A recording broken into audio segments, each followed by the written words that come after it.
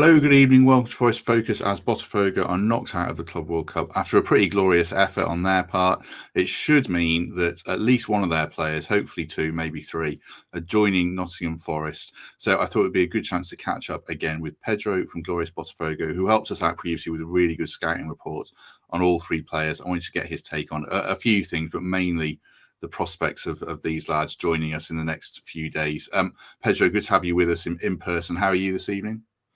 Thanks, man. Thanks for the invite. I am a little salty right now, but it's the name of the game. It's the nature of football. The best team is gonna win, and I think Botafogo was a little bit more on the cowardice side tonight than Palmeiras. I think Palmeiras took all the offensive actions, and if you attack more, you have more chances to score, and that's what happened.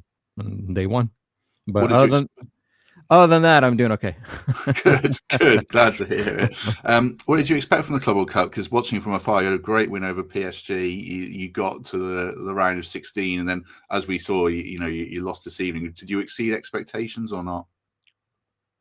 I think, you know, compared to how we were coming into this at the beginning of the group stage, moving to the knockout stages, I think it's a victory in terms of the club getting like worldwide recognition, especially after that almost perfect match or the perfect match against PSG. Um, the club got in the eyes of the world media more than it would have if we had, if I guess if you want to look at it at the way that if the favorites had won, as if PSG and Atletico Madrid had won. Atletico Madrid did win, but I think at that stage Botafogo was playing with the advantage of the result. They weren't really trying too hard to explore the counterattacks. They were just kind of defending and see if Atletico was going to make a mistake. And at the end, what happens is Botafogo made a mistake, and the ball just kind of got left over for Griezmann, which was wide open and scored.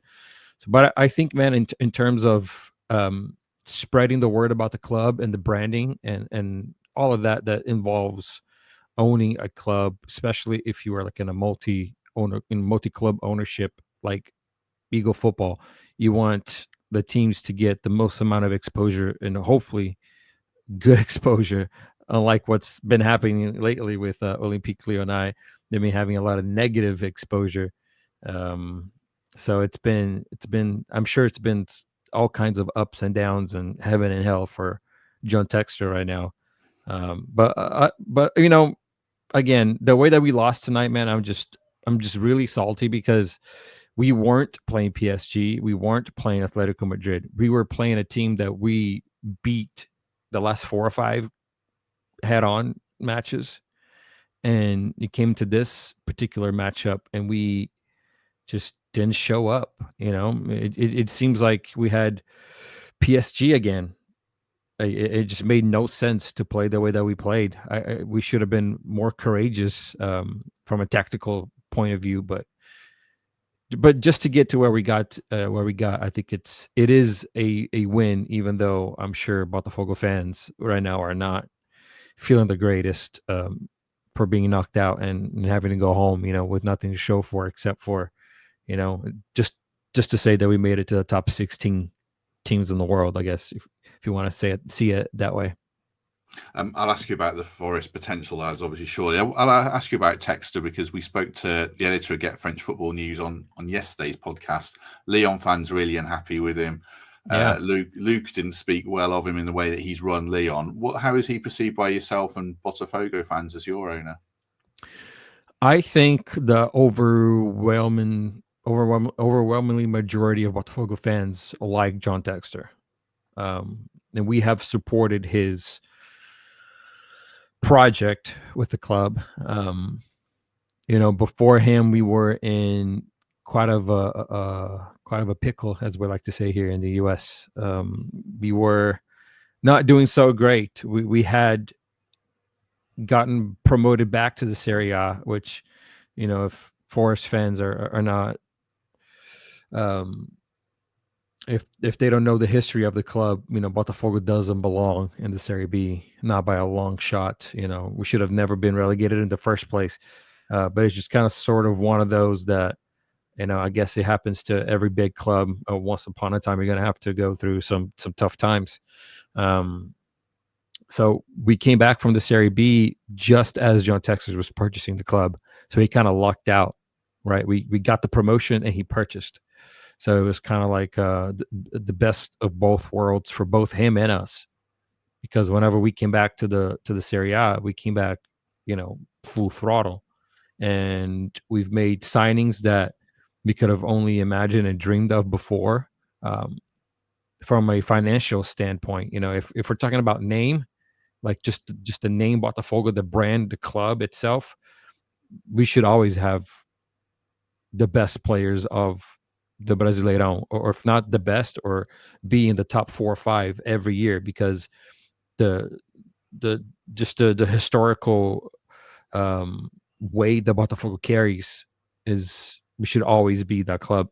But tons of mismanagement. You guys probably know a little bit about that, and other clubs like Crystal Palace know about being mismanaged. And they just as recently they were part of Eagle Football. They're not anymore because the percentage got sold.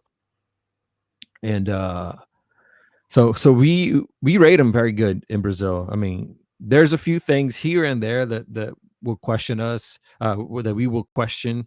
Like, for example, the hiring of the manager this season, which is the manager that we have right now, Renato Paiva.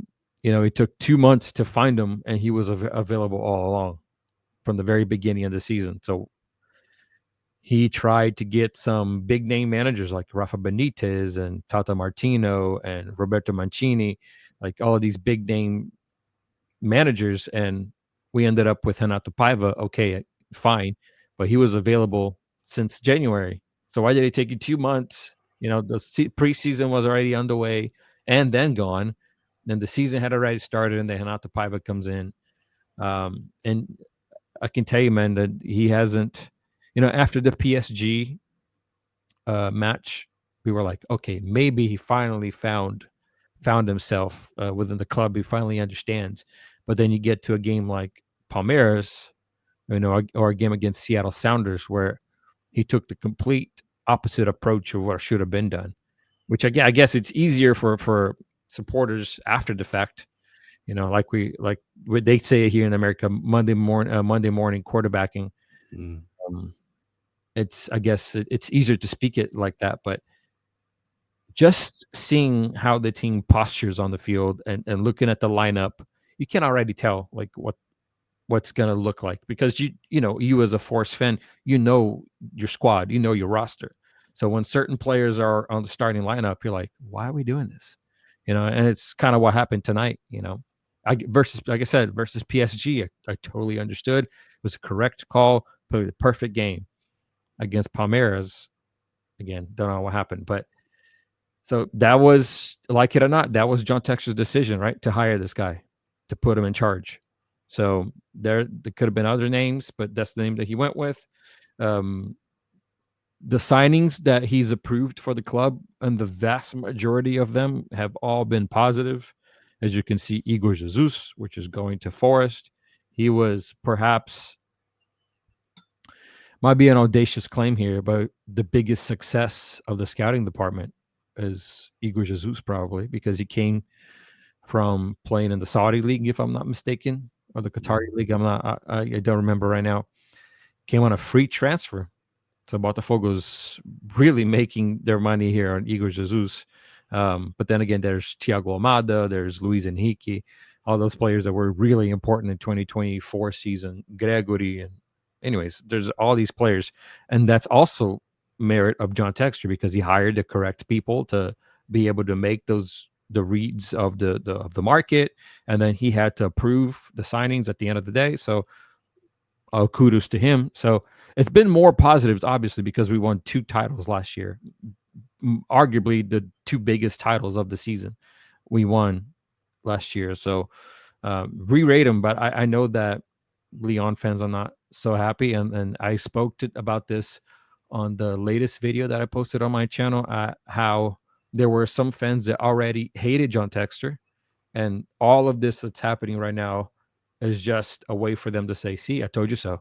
Mm, And there are some fans that are on the fence about John Textor that now have come down the fence into the side of, "We hate John Textor," and they're like, "Oh, I guess these guys are right all along." And then the people that liked John Textor are now on the fence about John Textor. mm. So all of this that's been happening at Olympique Lyonnais is, there's 0% of positive behind it. I think everybody from the most positive, supportive OL fan to the, the ones that hated the idea to begin with, I think they're all kind of in the same on the same side now, which is terrible for John Textor. And today he already said to Globo, which is the biggest news channel in Brazil, that he's going to take a step back from Olympique Lyonnais and let the other partners at Eagle Football manage Lyon, and he's going to focus more on the overall global branding aspect and on Botafogo, which out of all the clubs that are on Eagle Football is the one that he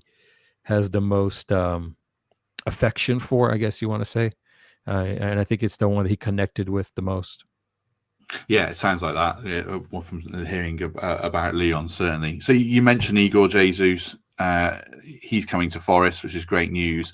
What about the other two? What's your understanding from what you're hearing, what Brazilian media are saying about Jair Cunha and Cuiabano? Are they coming or not? So as of like 20, 30 minutes ago, there was a news report that came out from Globo that Jair's future is going to be decided once he arrives back in Brazil. Mm, And if I just take a quick scan here, they're talking about Forest. So the tendency is to confirm the sale of Jair Cunha to Nottingham Forest. mm, So I know that Real Madrid had kind of started asking questions about Jair as of last week, especially post PSG match. They were pretty interested, and with all due credit to Jair, because he really played the perfect match versus PSG as well. But yeah, it seems like let's see who said this. Texter said there's two more players involved with Forest, Jair and Cuiabano. So out of the two, I think the one that could stay until the end of the season's probably Cuiabano. Um, but it wouldn't surprise me if Botafogo and Forest go ahead and sign and seal the deal now, mm. and with like a clause that Jair can stay until the end of the season this year and then move to Forest. I don't think that's very. I don't think that's impossible. I actually see that as very likely, but I also see it as likely for Jair to just go ahead and leave now and start the season with his new teammates instead of coming in the middle. So I believe Jair will go to Forest. Cuiabano, I guess, is yet to be determined. What are your emotions at losing? Certainly, Igor. It sounds like Jair and Cuiabano. How would you feel about that eventuality? Um, Out of the three, I think the one that we're gonna miss the most in both a sporting aspect, performance on the pitch, and sentimental value is Igor for sure. He came in, and from the very moment, man, from moment one, he just respected the club, played for the badge, just overall, just not only what it seems like, right? Because I don't know him personally, but what it seems like a great human being, and a better player. He's fantastic. He's fast. He's strong on the ball. He's smart. His IQ is, in my opinion, off the charts. For a striker, he can play target man. He can play false nine.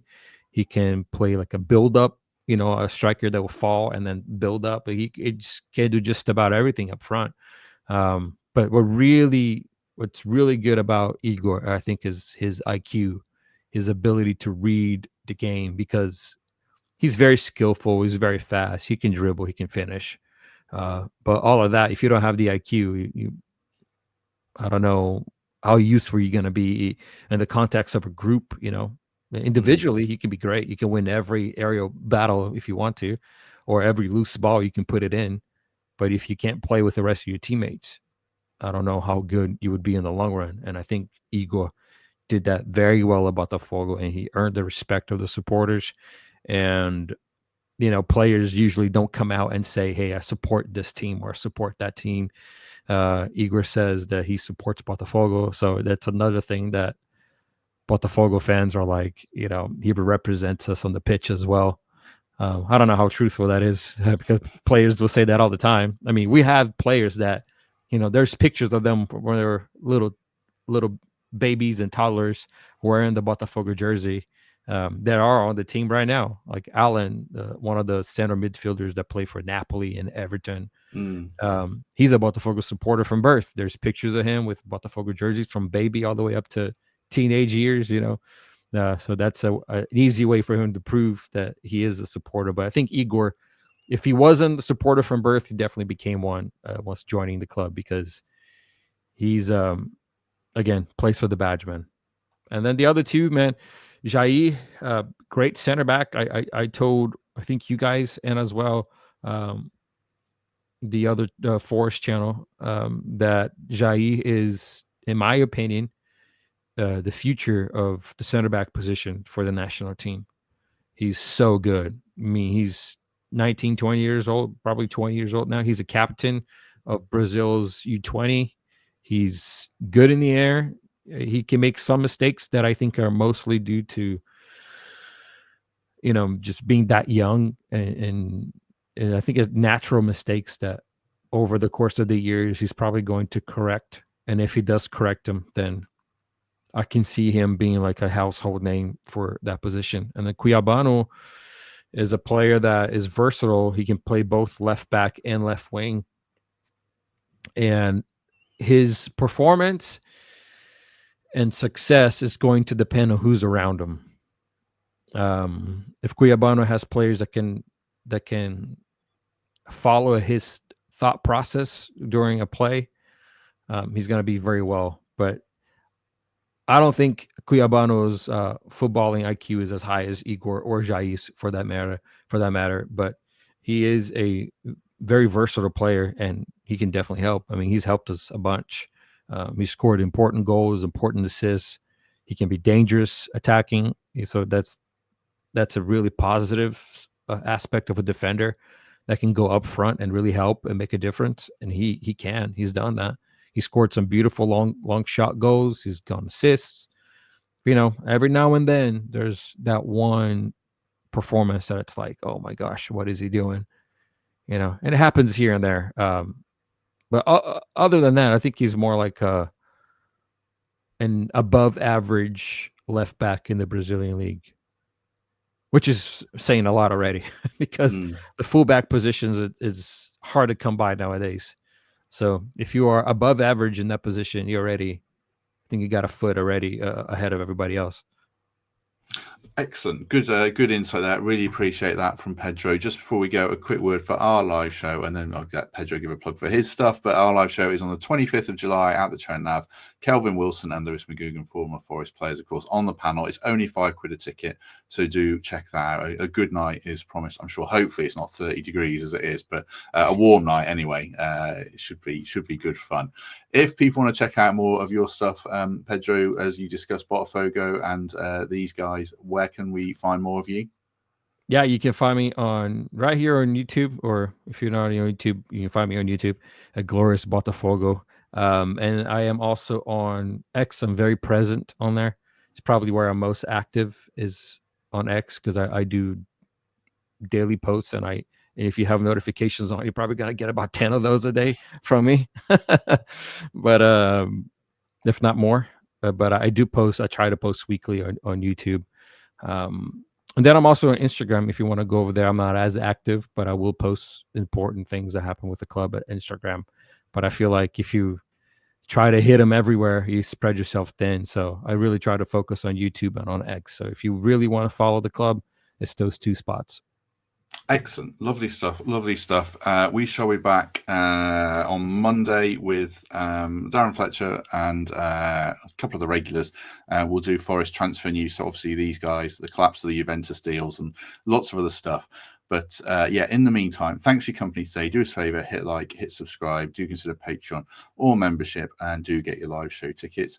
And if we don't see you on Monday, we shall see you soon.